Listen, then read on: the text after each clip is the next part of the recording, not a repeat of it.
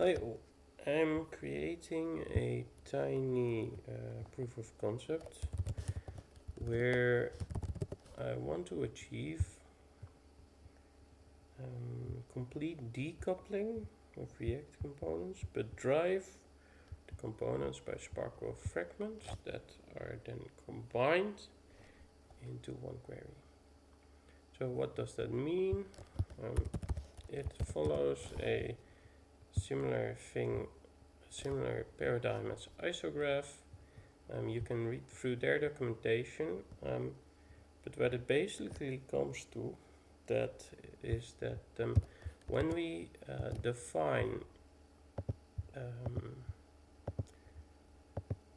our components, we could, for example, start, we have a main and then we show the Pokemon list here. We could say, okay, let's grab me some Pokemon, and then we show them. And then if we go deeper into the element, we say, oh, please also fetch the label.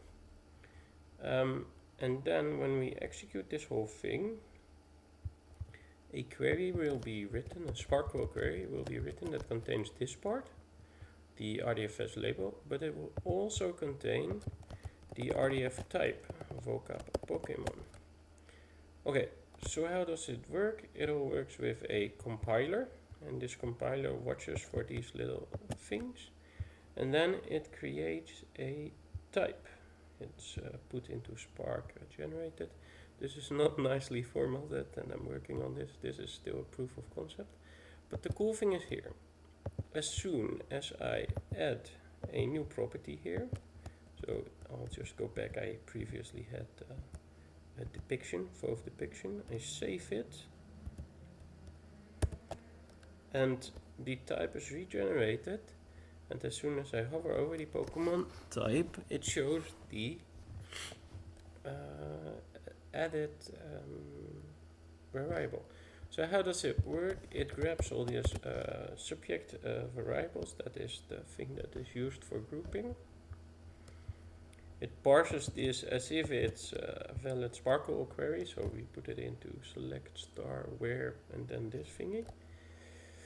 And it grabs the binding, so it's very limited at this point. But the cool thing is that we can, so let's say instead of this component where everything is combined, we say we have a Pokemon image.tsx. For now, we'll just copy everything, Pokemon image. And we are not interested in all the other stuff, we're just interested in the image. We don't mind this part, so that's one. We save, we remove it again here, so at this stage we're only interested in the label. We save it, and funny thing, the image still works.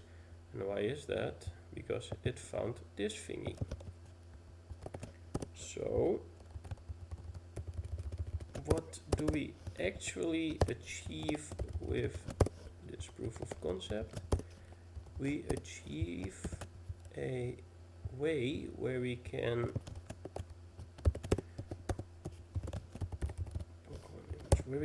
fetch and decouple all this stuff.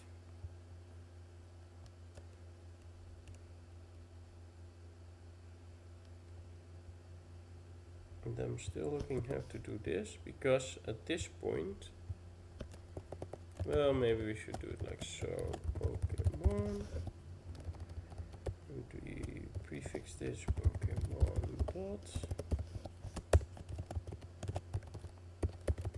I'm not too sure if this is how it should be, but okay, we could do it like this. Anyways, so the type, yes, Pokemon thingy is the identifier.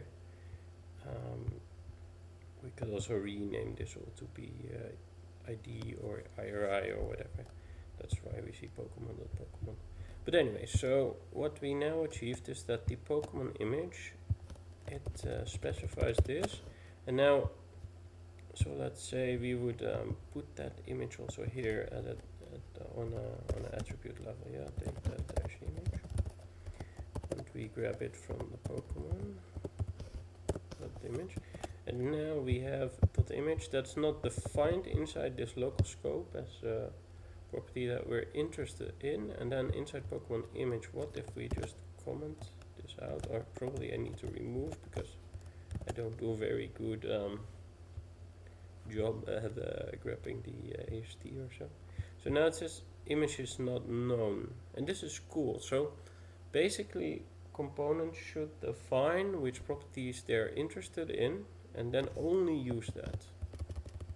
So back to the thing, like this, and then we fix it like this, we save, and everything works. We go to the page, and amazing, they all work. So if we look at pagination, currently it works like this, and so each time you execute such a query, you can define it differently. So you could also put some state here and do it in a different way.